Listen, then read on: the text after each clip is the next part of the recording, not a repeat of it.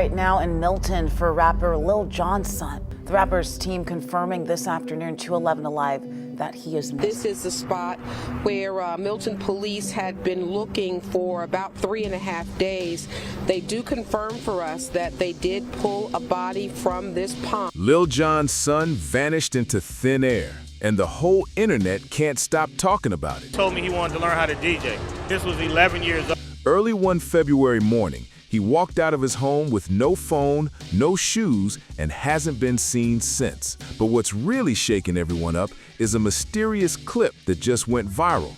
A video shared by Lil Jon's rivals that some people believe was a chilling warning to the rapper himself. On February 3rd, 2026, around 6 a.m., 27-year-old Nathan Murray Smith, better known to fans as DJ Young Slade, stepped out of Milton, Georgia home. About that very thing, his mental state of mind on Tuesday or of late. That's a quiet, upscale neighborhood about 30 miles north of downtown Atlanta. He left behind everything: his phone, his wallet, his ID, nothing but the clothes on his back. Authorities later described his behavior as potentially disoriented. He didn't drive off, he didn't leave a note, he just walked out the front door, turned toward Baldwin Drive and Mayfield Road, and vanished into the early morning darkness. Nathan isn't just anyone. He's the son of Jonathan Smith, the Grammy-winning hitmaker and global cultural icon we all know as Lil Jon.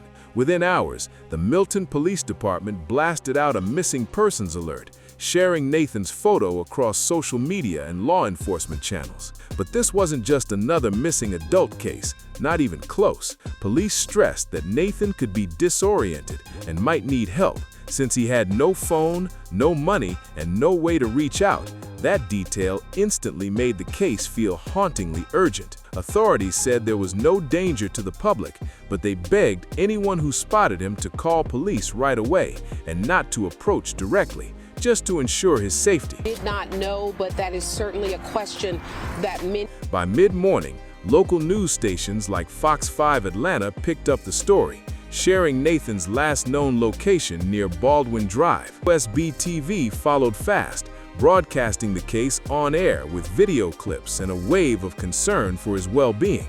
Then the story blew up. Within 24 hours, it went from local news to a national headline. NBC News ran a detailed report about Nathan's disappearance, while People magazine shared a heartfelt message from the family asking for privacy and prayers, including a touching throwback photo of Lil Jon with his son from 2016, showing the deep bond they shared. USA Today echoed that same statement, quoting family reps who called it an unimaginably difficult time. BET highlighted the heartbreak and police concerns over his mental state, while The Hollywood Reporter added another layer, revealing that Lil Jon was estranged from Nathan's mother, Nicole Smith. Now, as the internet digs deeper into this story, everyone's wondering, what really happened to DJ Young Slade, and what does that viral video really mean? Police. Smith left his home, which you can see here, around 6 o'clock in the morning. Now, I tried to find out from neighbors and others who live in the home with. As if the mystery couldn't get any heavier, social media exploded the moment the news broke. YouTube channels and gossip outlets went into overdrive, and on Boss Talk TV, the host could barely hold it together while breaking the story live. Their co-host, Reality TV, jumped in with early details flying across Georgia media, piecing together what everyone was saying in real time. Right away, the Boss Talk TV crew urged viewers to share the alert everywhere. They read straight from the official reports to make sure nobody got it twisted. Nathan Murray Smith was really missing. Breaking news, guys, breaking news, man. Lil Jon's son is missing. I got the news from my girl, Reality TV, who is from Georgia, by way. They even cited TMZ's coverage, which had already turned the story into a national talking point. The internet was on fire, and emotions were running high. Then came a shocking twist. Right in the middle of their broadcast, local outlet Rough Draft Atlanta reported that police were responding to an active scene in Mayfield Park, just blocks from where Nathan was last seen. The tension skyrocketed as everyone watching realized This wasn't just another celebrity headline. Something real and unfolding was happening live in Milton. But before you can understand the full heartbreak, you have to know who Nathan Murray Smith truly is. Not just Lil Jon's son, but an artist who carved his own lane. Born in 1998, Nathan's story starts deep inside the world of music. Lil Jon once said Nathan used to kick inside his mother's stomach while he was producing tracks, like the beat was already in him before he was even born. His mom, a dancer, and his dad, the king of crunk himself, shaped his world around rhythm and performance from day one. Yeah, it seems that maybe he was, I'm not gonna say, I don't know if he was under the influence of a drug or whatever, but he ran out of the house barefoot with no phone or nothing. Nathan's first feature came when he was just a toddler. His vocals appeared on Lil Jon and the East Side Boys' 2001 hit Bia Bia. Crazy, right? From there, music was in his DNA. By high school, he was producing beats, studying at Scratch DJ Academy, and later attending New York University, fine-tuning his skills as a DJ, producer, and engineer. Under his stage name, DJ Young Slade, Nathan built his career brick by brick. He worked hard, staying out of scandals and focusing on his craft. In 2024, he and his father teamed up for Total Meditation, a unique hip-hop and guided meditation album that fans called unexpectedly brilliant. He also helped produce tracks for Too Short's upcoming Farewell album, proving he wasn't just a famous son, he was a serious talent.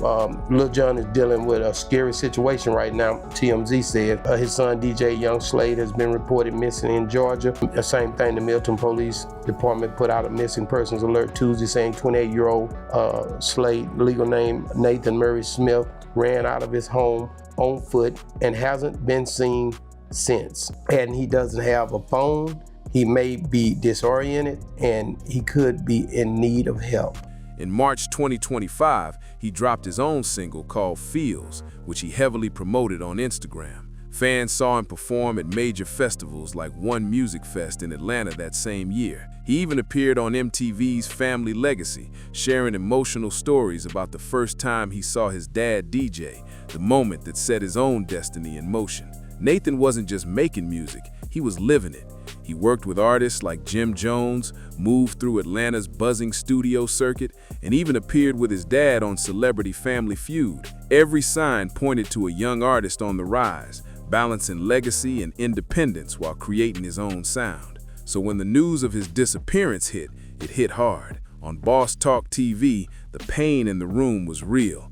The host's voice cracked while reflecting on what it must feel like for a parent to hear your child is missing. And the most haunting part? Earlier in that same episode, before the breaking news dropped, they had aired a pre-recorded interview with DJ Young Slade himself, talking about what it was like growing up as Lil Jon's son. But not just Lil Jon missing person, but All of them. missing people, because I know that he's a celebrity and they get, bigger publicity and all that, but prayers for everybody that's looking for a missing person. That clip, once just another fun interview, suddenly felt like a goodbye no one saw coming. That interview clip hits different now. Nathan casually talking about his dad as just dad, the guy who drinks tea and watches movies at home. Hearing that and then seeing a missing persons alert drop only hours later, it's the kind of thing that freezes you in place. This isn't some flashy gossip headline. This is real life, a family fighting through pure heartbreak. As of February 5th, 2026, there's still no update, no sign that Nathan Murray Smith has been found.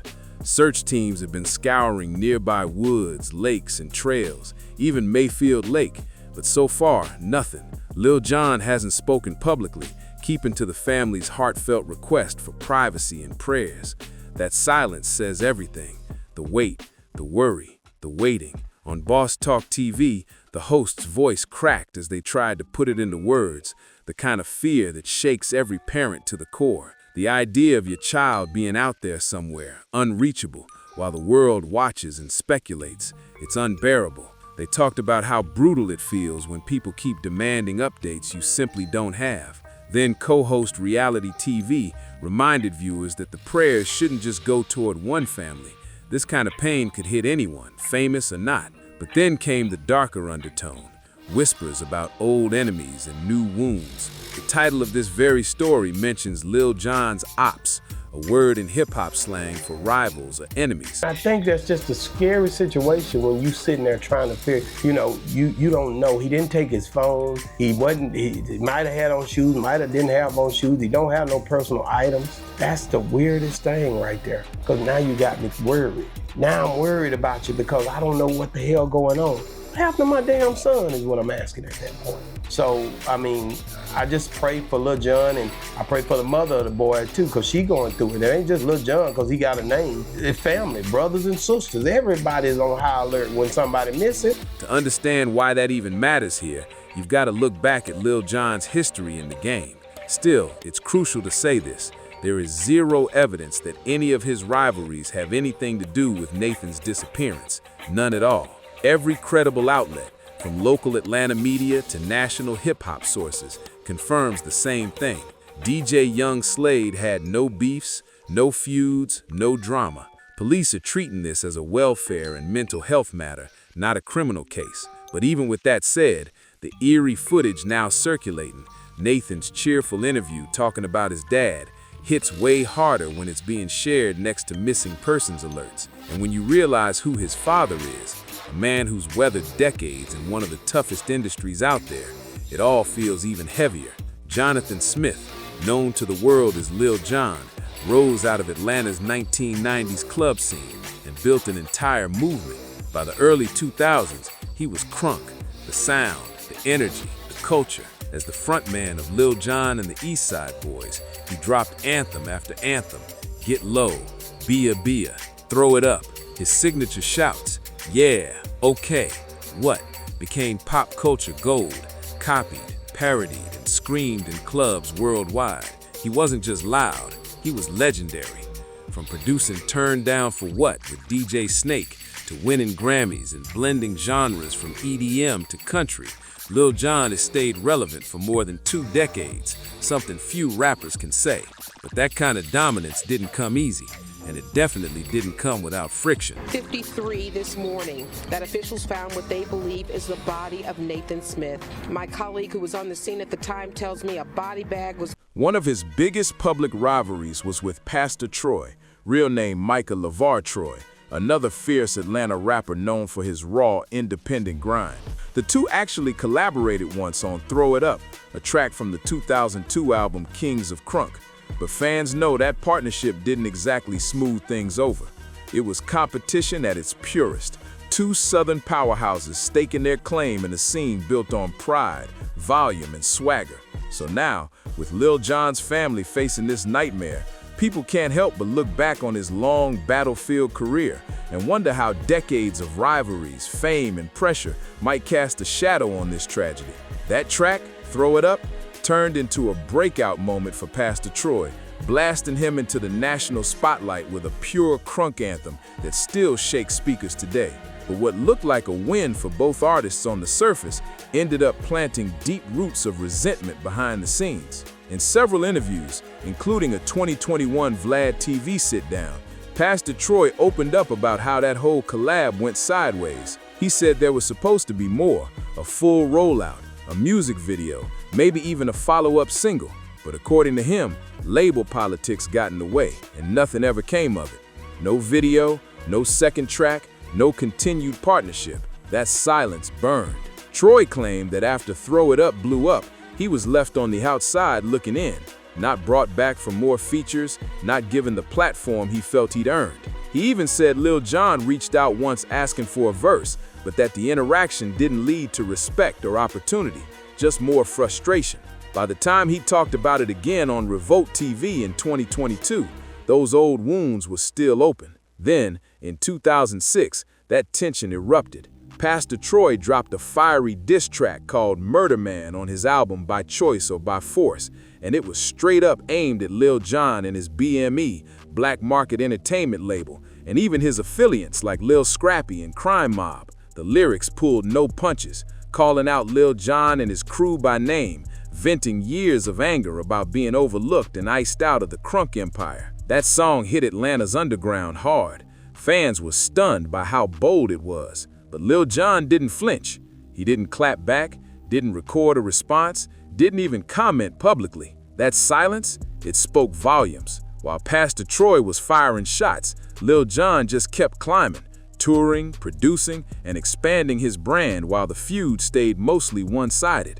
But Pastor Troy wasn't the only one Lil Jon had tension with. Even his relationship with the Yin Yang Twins, the duo behind monster hits like Salt Shaker and Get Low, got messy over creative control and credit. In several podcast interviews, the twins revealed that Lil Jon originally didn't even like Get Low at first and pushed back on some ideas during the recording process. When the song blew up and started raking in massive revenue, the twins felt shortchanged, like their role wasn't getting enough recognition. It wasn't an all-out war, but that tension was real, and it became one of those quiet rifts that everyone in the industry knew about, but nobody wanted to fan publicly. Then came even more fractures inside the camp itself. By 2004, after their hit album Crunk Juice, Lil Jon and the East Side Boys split up over money issues, legal drama, and creative disagreements. Lil Jon kept the spotlight, going solo and turning into a global brand, while the rest of the group faded from view. The split wasn't clean. It left scars that never really healed. Meanwhile, defranchised Boys threw some shade too, accusing Lil Jon of borrowing heavily from their sound during the early 2000s crunk to snap transition. It wasn't an official beef, but it added another layer of competitive tension to Atlanta's already fiery hip-hop scene. And then there was Lil Scrappy, one of the most famous artists signed under Lil Jon's BME label.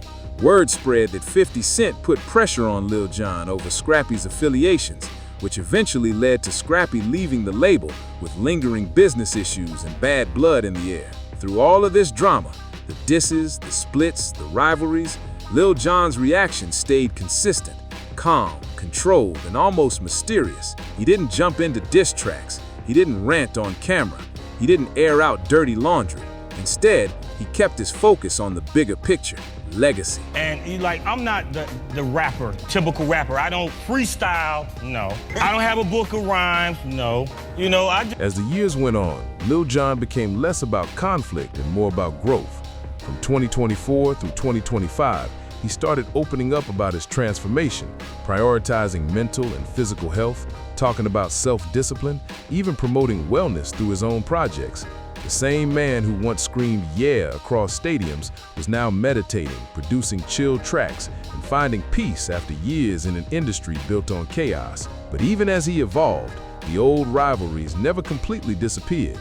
They just lingered in the background, shaping how people saw him. And now, with his son missing and the internet digging into every piece of his past, those old feuds suddenly feel like ghosts rising again. Lil Jon has never been shy about owning his past. The wild crunk days, the endless parties, the heavy drinking that became part of his image. But what most people didn't know until recently was how close that lifestyle came to breaking him. He revealed that around age 50, after some serious liver health scares, he made a massive change. He cut back on alcohol, dove deep into EMDR therapy to heal emotional trauma, and started meditating daily. He hit the gym like never before, transforming his body and mind until he was strong enough to compete at the 2025 Muscle Beach Championship. It was a total rebirth, a man rebuilding himself from the inside out. Lil Jon said this transformation was all about one thing: family. He wanted to be present and healthy, especially for his young daughter born in 2024 and for his oldest son, Nathan. In interviews, he spoke openly about suffering in silence, calling it a dangerous habit that too many men fall into. He used his platform to encourage therapy, wellness, and honesty, a powerful shift from the crunk energy that made him famous. That's what makes this current nightmare hit so hard. After 2 years of growth, peace, and family focus, the same man who built his life around wellness now faces the unthinkable. His 27-year-old son, Nathan Murray Smith, disappearing without a trace. It's the kind of heartbreak no transformation can prepare anyone for. Lil Jon's relationship with Nathan's mother, Nicole Smith, ended years ago, creating a complicated family dynamic. But by all public accounts, father and son remained close. They worked together on music projects, appeared side by side on television, and Nathan often spoke warmly about his dad, not as a superstar, but as the tea-drinking, movie-watching dad who was just real. When Boss Talk TV revisited that clip of Nathan talking about his father, the emotion in their studio was raw. The host captured what millions were feeling, the helplessness of a parent trying to stay strong when your child is missing and the world won't stop watching. What makes Nathan's disappearance so tragic is how normal and positive his life looked before all this. As a low-profile DJ and producer, DJ Young Slade wasn't surrounded by drama. He didn't chase clout. He didn't have feuds. His social media showed nothing but music updates, family moments, and collaborations. No signs of conflict, no red flags, nothing alarming. But in the world of hip-hop, fame doesn't exist in a vacuum. When your parent is a legend, their history follows you. Even if you've done nothing wrong, their rivals, controversies, and headlines can cast a long shadow. And that's where things turn dark, because the truth is, hip-hop has a painful pattern that nobody likes to talk about. That haunting connection between fame and tragedy, when the children of rappers become victims of the same chaos that built their parents' careers, is what makes Nathan's story so chilling now. Seeing that old footage of him praising his dad feels eerie, not because of what he said, but because of what it represents in this culture. By every official account, Nathan's disappearance is being treated as a welfare and mental health case, not a criminal one. He has no enemies, no beefs, no rivalries, none. Yet somehow, his name ended up trending next to the word ops, a term rooted in hip-hop's endless cycle of feuds and retaliation. And that says something disturbing about how deeply this culture has conditioned us to expect tragedy whenever a rapper's child makes headlines. Because sadly, that fear doesn't come from nowhere. It comes from history. We've seen it before, too many times. The reason Nathan's story feels so unsettling is that the hip-hop world has watched this same nightmare unfold again and again. And that brings us to the darkest truth in all of this, when the children end up paying the price for a legacy they didn't choose. The year 2025 brought one of the ugliest moments hip-hop had ever seen, when the long simmering feud between Nicki Minaj and Cardi B finally exploded into something shockingly personal. What started as a competition between two rap queens turned into a war that crossed every line imaginable when both women began targeting each other's children. Well, how do you get that? Because your ass is hyper as hell all the time. So Crunk is just hyperactive. Nicki Minaj, real name Onika Tanya Mirage Petty, the Trinidadian American icon who ruled the charts with Pink Friday and helped define modern female rap, stunned fans when she fired off brutal insults online, allegedly calling Cardi B's daughter culture, ugly, a culture vulture, and even a monkey. She allegedly went as far as threatening violence against a child. She also extended her attacks to Cardi's younger daughter, Blossom, leaving social media absolutely horrified. Cardi B, real name Belcalis Almanzar, the Bronx-born superstar who skyrocketed to fame with Bodak Yellow, didn't hold back either. In retaliation, she mocked Nicki's son, Papa Bear, publicly calling him slow and non-verbal, even accusing Nicki of substance use during pregnancy and making dark jokes about the child's birthday. Fans couldn't believe what they were seeing. Two women at the top of their game dragging innocent kids into their fight. Both eventually posted what looked like apologies, with Nicki offering a specific one toward culture, but the damage was already done. Their feud was condemned across the industry for being one of the lowest points in modern rap, where adult egos had turned children into weapons. And then came the Drake versus Kendrick Lamar feud of 2024, a lyrical war so cold-blooded and strategic it made the Nicki-Cardi beef look tame. It wasn't just about bars anymore, it was about families, secrets, and reputations. Drake dropped Family Matters, a diss track that sent shockwaves through hip-hop. In it, he accused Kendrick's fiancée, Whitney Alford, of infidelity, claiming that one of Kendrick's children was actually fathered by his longtime creative partner, Dave Free. He even implied domestic problems inside Kendrick's home, a move fans called ruthless beyond belief. Kendrick struck back with Meet the Grams, and it was a scorched earth masterpiece. He addressed every member of Drake's family by name, including Drake's son, Adonis, telling him directly, "I'm sorry, that man is your father." The line sent chills through the internet. Kendrick also alleged Drake was hiding an 11-year-old daughter the world had never known about. Drake denied it, but the seed was planted, and the fallout was massive. These weren't sly references or playful subliminals. These were direct attacks on real families, on children who had absolutely nothing to do with the beefs. Kids were being dragged into diss tracks as tools for humiliation, a dark evolution of hip-hop competition that left fans divided and disgusted. But this didn't come out of nowhere. The blueprint for this brand of lyrical warfare had already been drawn years earlier. Back in 2018, Pusha T set off a cultural earthquake with the story of Adidon. That track didn't just diss Drake, it exposed the existence of his hidden son, Adonis, to the entire world. The song accused Drake of being a deadbeat father and even used cover art of Drake in blackface, amplifying the controversy. Pusha rapped as if speaking directly to Adonis, saying, "Come home," turning the reveal of a child's existence into a weapon on wax. That one record forced Drake to publicly confirm he had a son for the first time, a deeply personal moment ripped out of his private life and splashed across the internet for everyone to dissect. That move changed everything. It created a new, dangerous precedent, one that would later inspire the brutality of the Kendrick-Drake feud. But before any of them crossed that line, Eminem had already drawn it in the sand decades ago. He'd made it crystal clear. Family and kids were off limits. But not everyone respected that boundary. Back in 2003, Ja Rule crossed that line in his diss track Loose Change, where he rapped negatively about Eminem's daughter, Haley Jade, making disturbing comments about her future and her father's chaotic fame. That mistake cost him dearly. Eminem fired back with a string of brutal responses, including Haley's Revenge and Go to Sleep, tracks so fierce they basically ended Ja Rule's mainstream career. Then there was Machine Gun Kelly, whose beef with Eminem started in 2012 after he posted an inappropriate tweet calling the teenage Haley attractive. The comment resurfaced years later and reignited the feud in 2018, leading to Machine Gun's Rap Devil and Eminem's legendary clapback Kill Shot, which practically erased Machine Gun's rap career overnight.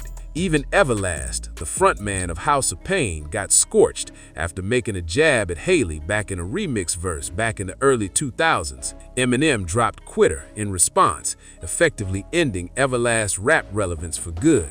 Each one of these moments carved deeper into hip-hop's long, messy history of crossing personal boundaries.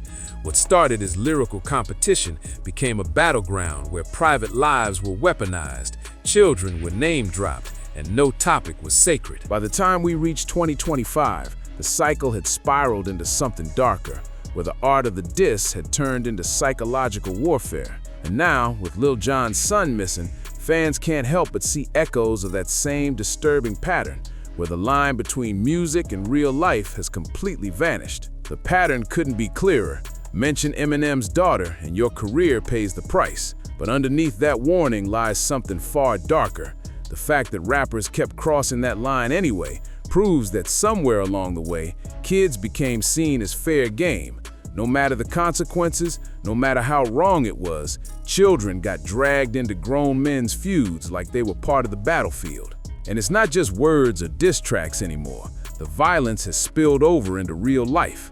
In Jacksonville, Florida, the deadly rivalry between ATK and KTA, involving rappers like Young and Ace and the late Julio Fulio, spiraled so far out of control that family members were caught in the crossfire. Some were injured, others killed. These weren't just rap beefs. They became wars where anyone, even close to an artist, could become a target. In Stockton, California, things got just as dark. Birthday parties for rappers' children were reportedly shot up amid ongoing street feuds. Imagine that, kids' parties. Little ones celebrating their birthdays, suddenly running for cover because of beefs they didn't even understand. It's horrifying, but it's real, and it's proof that the line between rap rivalry and real-world violence has almost completely disappeared. That's the world Nathan Murray Smith's story now exists in, not because he's a victim of any beef, and not because anyone targeted him, but because this is the culture we live in now. The viral footage of DJ Young Slade, smiling, relaxed, talking about his dad as just dad, has been called chillin', not because of what's in it, but because of what it represents. Police have been crystal clear. There's no evidence of foul play. This is being treated purely as a welfare and mental health case. But even with that clarification, people can't help feeling that eerie chill when they see the clip, because we've been trained by years of hip-hop tragedies to brace for the worst whenever a rapper's child makes the news. Lil Jon's own past, the old rivalries, the business fallouts, the studio tensions were never violent. His beef with Pastor Troy stayed on wax. His issues with the Yin Yang twins were about money and credit. Even his split with the East Side Boys was business, not blood. These were industry conflicts, not street wars. But after everything we've seen in the culture, from Nicki and Cardi's brutal feud, to Drake and Kendrick's family-exposing tracks, to Pusha T's revelation of Adonis, the damage to the culture's mindset has already been done. Now, the second a rapper's child becomes part of a headline, the internet instantly starts hunting for an enemy. We don't ask, is this person okay? We ask, who did it? That's how desensitized the scene has become, how deep the conditioning runs. In the final moments of the Boss Talk TV broadcast, the host dropped a message that cut through all the noise. They reminded everyone that beyond the viral hashtags, beyond the speculation, and beyond the fame, this is about a father who can't find his son, a young man who walked out of his home on a cold February morning and never came back. It's not about clout. It's not about ops. It's not even about the history of beefs. It's about pain, raw human pain that no parent should ever feel. As the internet keeps spinning theories and chasing clicks, there's a real family out there praying for a miracle, a family asking for privacy, for compassion, and for people to stop turning their grief into content. And that's the truth we all need to sit with. Not who's beefing, not who's winning, but who's hurting. Because at the end of the day, behind every headline is someone's child, someone's world gone without a trace. Thank you for watching. If you care about stories like this, if you believe real lives matter more than viral moments, make sure to like, subscribe, share, and drop a comment below. Let's talk about what really needs to change before another family has to live this nightmare.